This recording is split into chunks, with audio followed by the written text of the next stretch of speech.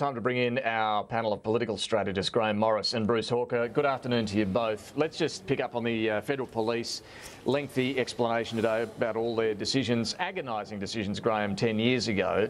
What have you made of all of this? Does it answer the question? You haven't been as critical of the AFP, I should point out. No, quite the opposite. I think some of the stuff today has been disgraceful. You know, I reckon these police, they ought to be commended. They ought to be in the Australian Bloody Honours, the next one. They ought to be promoted, and they ought to be used in a recruiting program for the Federal Police for how you do your job. I think the idea that somehow or other they waited until the whole drug deal was all over and then maybe get a couple of people when they come back to Australia is just idiotic. You know, I think we'd all be sitting there ready to abuse the Federal Police if half of these people slip through the net. Let me just put... And David, remember, we're talking about 8 kilos of heroin. Well, that's right. And the figures today that were cited about the number of deaths from narcotics here are alarming, and this is their job, to stop these drugs coming in. Let me put the point Christine Milne makes to you, though, and that is that they were using the death penalty, the threat of the death penalty in Indonesia to essentially force these drug mules to squeal on the ringleaders, that they wouldn't have done so here in Australia. They don't normally. But over there, with the death penalty hanging over their head, they will. No, that's a post-event rationalisation. Look, these blokes went to a country they knew that if they were caught there, there was a death penalty and it's a really, really serious crime, and they still went ahead with it. You know, you think, oh, fellas, look, I feel... You know, I would have loved it not to have happened, but the idea that somehow or other the police get kicked for doing their job here is bloody outrageous. They weren't the ones importing the drugs. Bruce, what do you make of the explanation from the AFP today? Do you think that answers all the questions, or are you still somewhat critical? Oh, look, I think that they've acknowledged that they could have done things differently in a way, and they are changing their procedures. So I think the most important thing here is that they've learned a very, very hard lesson, but everybody's learned a lesson from this whole experience. Hopefully prospective drug dealers are learning some lessons from it as well. You know, I would think we're just better off moving on from this now. We're not going to bring these young men back. I think it would have been much better if they'd been detained in Australia, but they say they didn't have enough evidence to do it. Who knows? You can only go on what they've said. I think it's all over now. Let's move on. Well, let's move on, because there's a few other things I do want to talk about. The budget pre-positioning. Bruce, Tony Abbott today saying the budget's going to be about jobs, growth and families, but also budget repair. Now, we're a credible path to budget repair. Is that the right sort of messaging, do you think, for the government right now? And indeed, is it possible to do all of those things, deliver stimulus to the economy, but also fix the bottom line?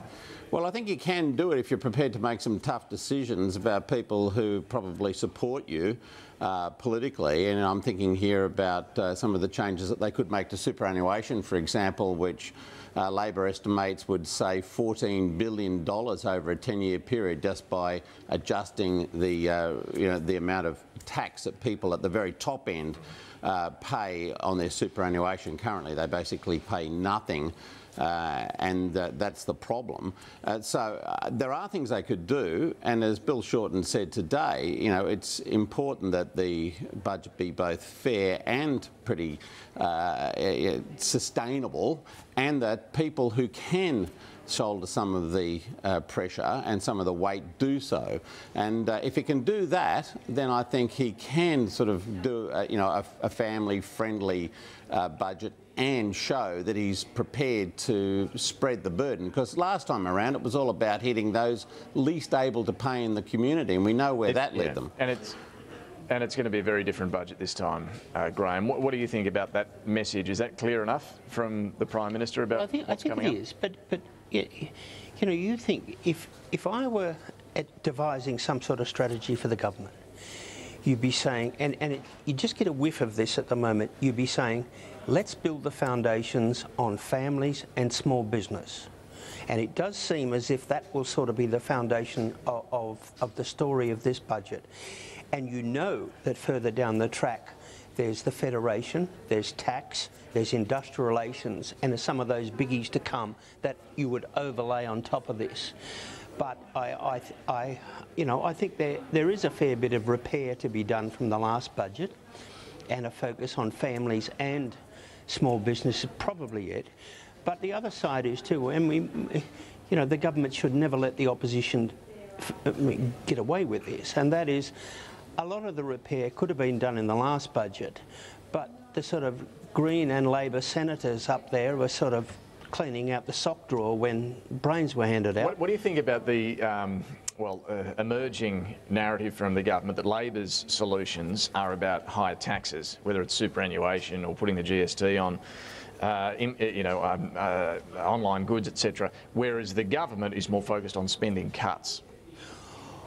Well, we'll see if that stands up, David. But at the moment, I think both sides are trying some sort of lines, some positioning, just, as you approach an election year to see which ones stand up. And look, we won't know until the end of the year, the sort of eve of election year, how some of these lines are going.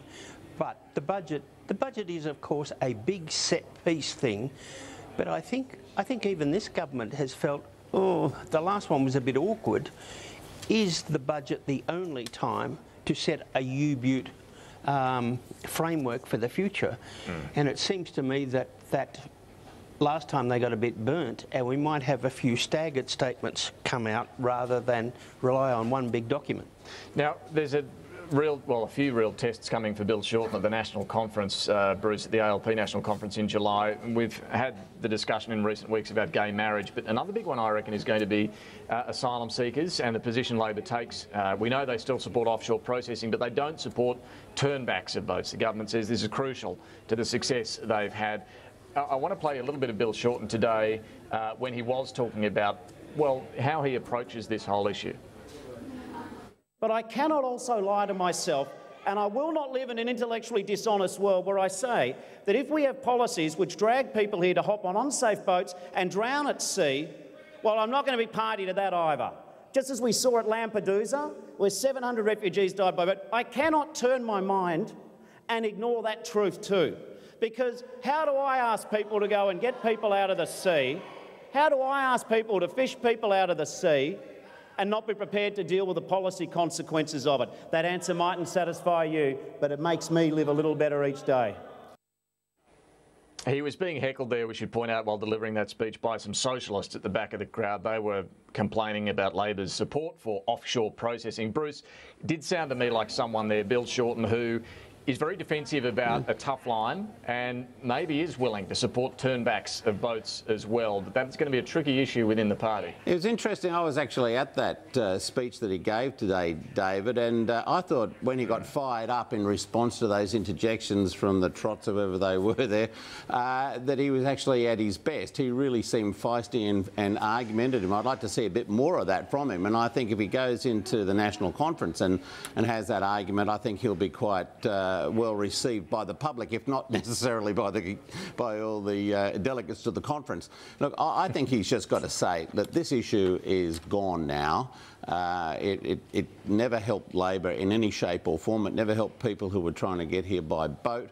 I think Labor has just got to accept that this was that this fight is over, and of course that will be that will be debated on the floor of the conference. But I think whatever they do, whatever resolutions they come up with, at the end of the day, the important thing is that they don't really go and revisit it, because it was just so terrible in so many ways. It's so painful, no, exactly. And even if Labor maintains an opposition to turning back votes, it gives the government the opening to whack them at the next election. Now that brings me, we've only got a minute or so left, the idea of an early election. Some of my esteemed gallery colleagues, Laurie Oakes amongst them, arguing that an early election is very much on the cards this year. Grahame, what do you think?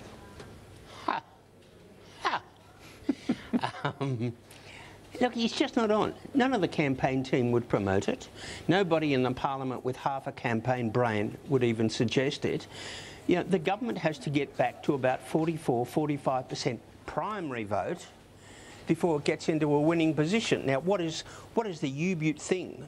What is the thing that is going to all of a sudden bring all these? You know, maybe it's the Labor Party conference. Maybe they could have a debate over gay asylum seekers. You know, maybe that's the way. Look, it's not going to happen, because the government is going to need every month to get those votes back.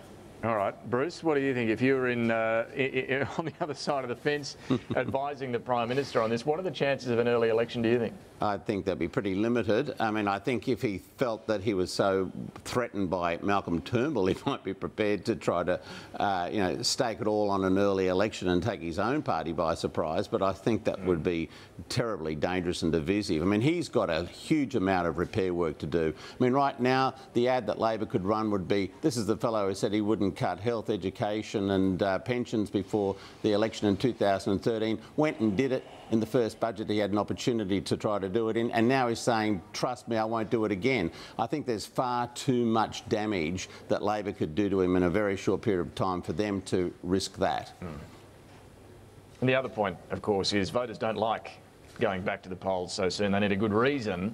And what would be the reason for a double dissolution or whatever it is to send them back to the polls? That's not an easy one to answer either. Only a new leader. Perhaps. All right, Bruce, Hawker, Grahame Morris, thank you very much for that. We'll catch up next week. It'll be Budget Eve. Look forward to talking to you then. Quick break, back.